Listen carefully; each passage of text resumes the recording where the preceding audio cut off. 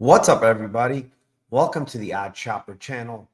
This is Best Bets for UFC 295, and I'm your host, Mike. Before we move on, hit the like, subscribe to our channel, and once you're subscribed, hit that notification button so you can get all our videos here on the Odd Chopper YouTube channel. With that being said, let's start it off here with the first bet of the night. It is in the Lupita Godinez versus Tabitha Ricci matchup here. And we're going with Lupita Godinez here at minus 165, currently on BetMGM. Probably need to get on this number quick as this line is moving pretty fast. And here's my breakdown for this fight. These girls are about similar in all types of attributes, height, reach, age is about the same. They got almost the same experience here. And Lupita Godinez, the thing that sticks out here is I do think she has a pretty big striking advantage. I see a lot of improvements in her striking. She has the power advantage. Very good 1-2 from her. Looked extremely good versus Elise Reed last time out. And, that's not saying much, but against Emily Ducati, who's a very good striker in her own right, she completely dominated there. Tabitha Ricci, on the other hand, she wants to get the fight to the ground. Good jiu-jitsu, is on a winning streak here in the UFC as she has beaten Gillian Robertson, Jessica Penne, Polyana Viana, and Maria Oliveira, 4-fight win streak. However, Lupita Godinez is much different than all those fighters in the sense that she has the better wrestling. She has very, very good wrestling. Her jiu-jitsu game is not as good as Ricci's, but Ricci needs to get this fight to the ground in order to implement her jiu-jitsu. I just don't think she's going to do it against Lupita.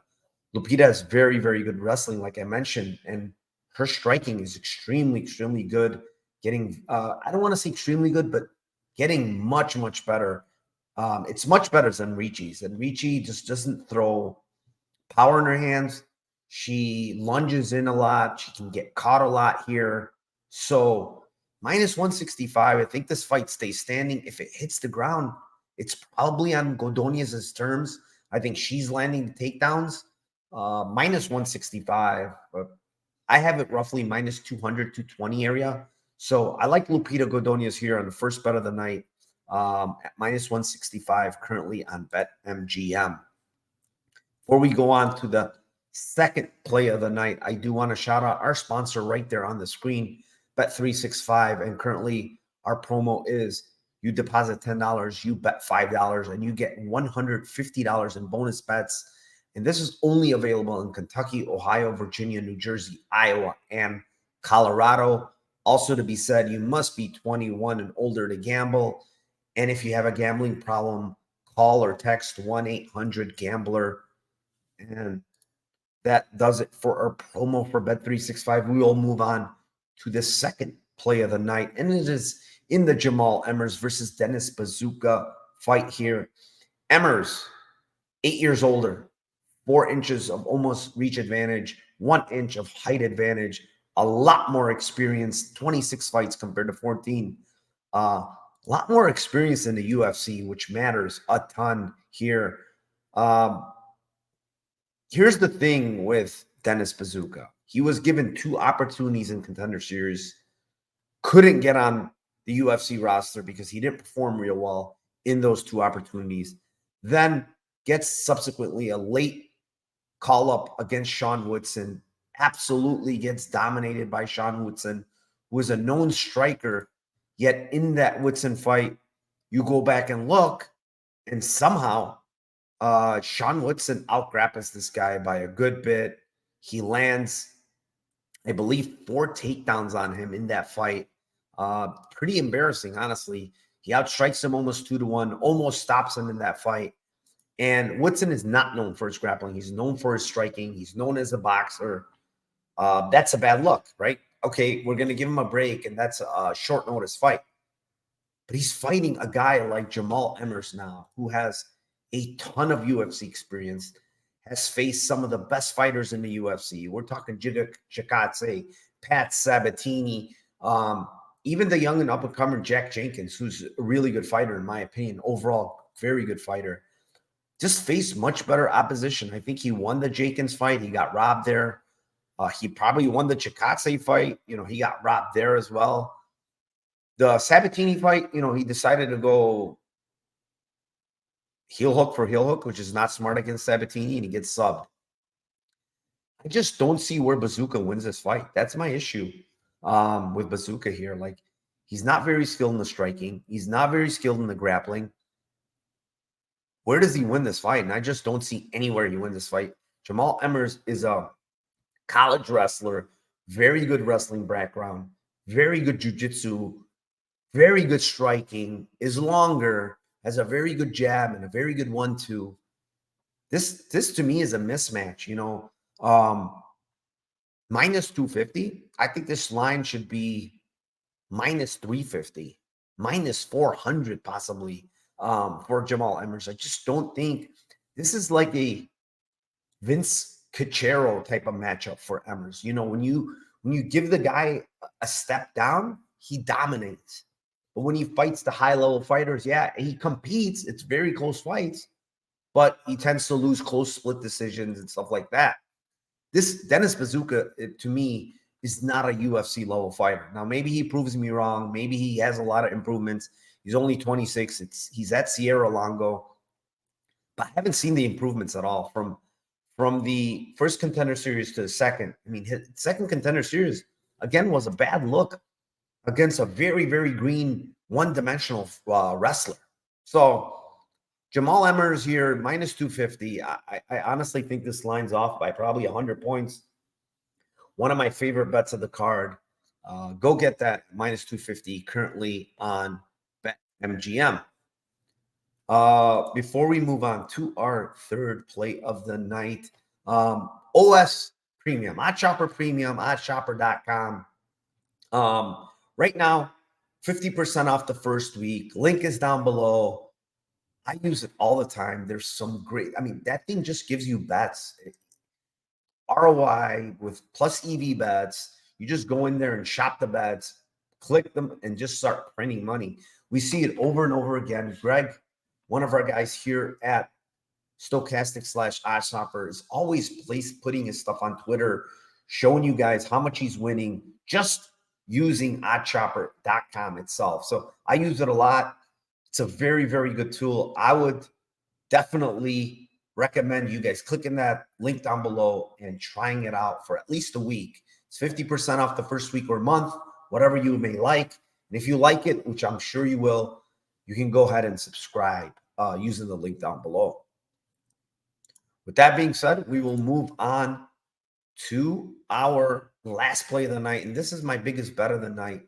It isn't a Pat Sabatini versus Diego Lopez fight. And I like Pat Sabatini here at like almost even money, minus 115, Caesars William Hill. And here's the reasoning.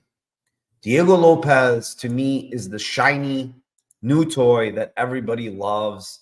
Looked very, very good last time out. Quick submission of Gavin Tucker, minute 38. Against Movsar Evloev, he threw a ton of submissions, looked really good. Lost a close fight, lost a close decision to a very good wrestler. But let's take a step back here. Against Evloev, he put in a lot of submissions, almost subbed Evloev. But Evloev is just a straight wrestler. He's not a jiu-jitsu grappler. He just doesn't know jiu-jitsu very well. He's putting himself in a lot of sub attempts against a lot of different people. Mike Grundy had him in a deep guillotine. Nick Lentz had him in a deep guillotine. This guy always puts himself in bad spots on the ground. Now we're going to move to Pat Sabatini. This guy's quite the opposite. He's not a great wrestler, but he's a great jiu-jitsu artist. Black belt, high-level black belt, competes, is very, very good on top, very heavy on top, knows positioning, where to be, how to defend submissions. This guy is really, really good down there. And the thing that I see here is that pops up on tape constantly with Diego Lopez is that he's okay to get taken down and play off his jiu-jitsu off his back. Well, Sabatini is the wrong guy to do this against.